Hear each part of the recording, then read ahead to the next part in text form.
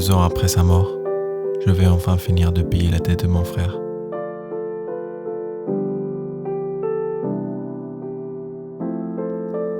Il est mort écrasé par une voiture lorsqu'il glissa dans la rue, essayant de croiser un feu rouge pendant la nuit.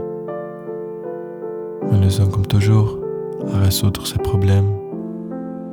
Une semaine avant que la bagnole passe dessus de sa mâchoire, il avait demandé de l'argent à des gens à qui on ne veut jamais devoir des faveurs pour partir avec une fille, laquelle partait avec son argent et un autre.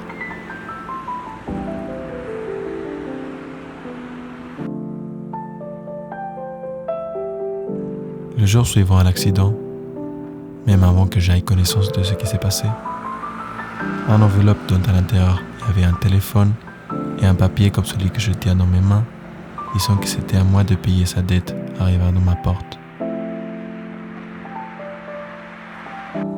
Ils ont dû savoir que je n'avais aucun sou, car ils m'ont fait travailler comme livreur au lieu de leur payer immédiatement.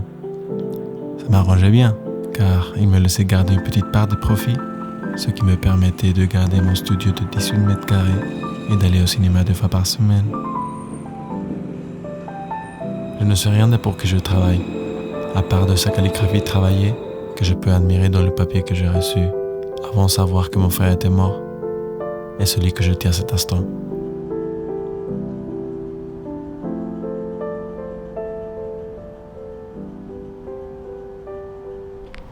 Je me demande si après avoir fini ce travail, mon frère me laissera enfin tranquille. Sur le téléphone, je reçois les adresses et je livre pour toi un masque pour garder un minimum de mon identité. Aujourd'hui, c'est samedi 1er du mois. Je n'ai pas besoin de regarder l'adresse, je le connais déjà, et de mon masque non plus.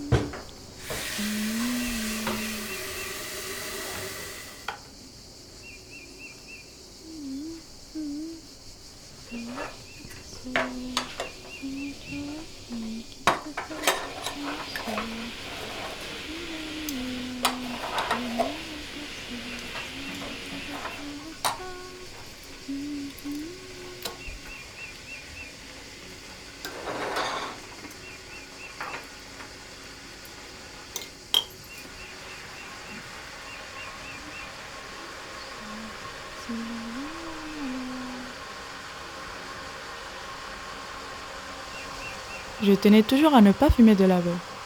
Je ne voulais pas lui permettre de me distraire de mon travail et j'avais peur du côté addictif, vu que dans ma famille on a tendance à y plonger.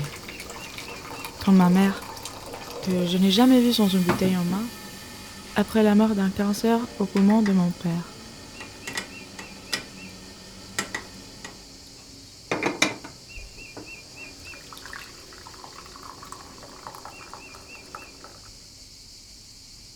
Pourtant, un samedi comme celui-ci, après avoir de finir de lire Opium and Las Nubes, je me suis dit que pas tout concernant les drogues est si fataliste.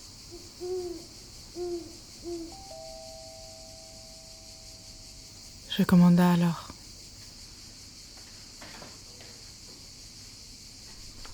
Je ne me trompais pas. Le livreur amena avec lui l'addiction. Par contre, elle ne venait pas en forme d'une fleur,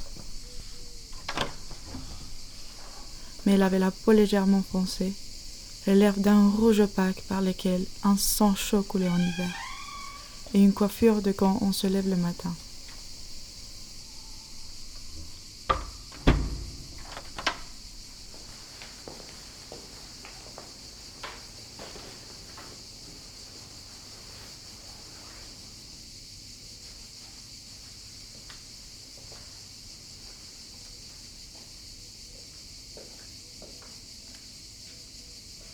Je prends ta veste. Merci.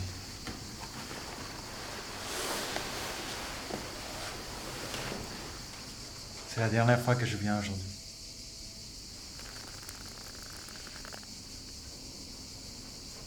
Pourquoi ?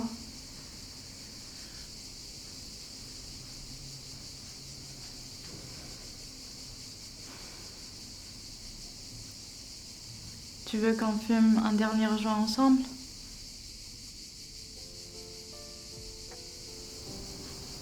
Oui.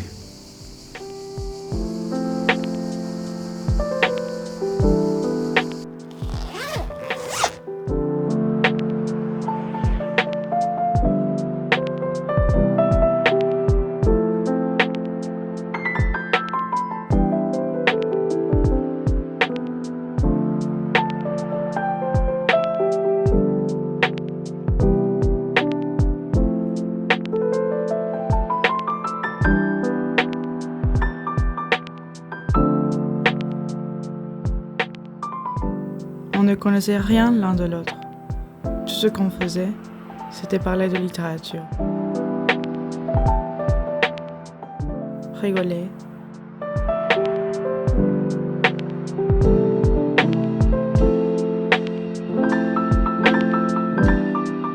Voir des films. On était toujours satisfaits avec ça. Je dois partir pour vendre le reste.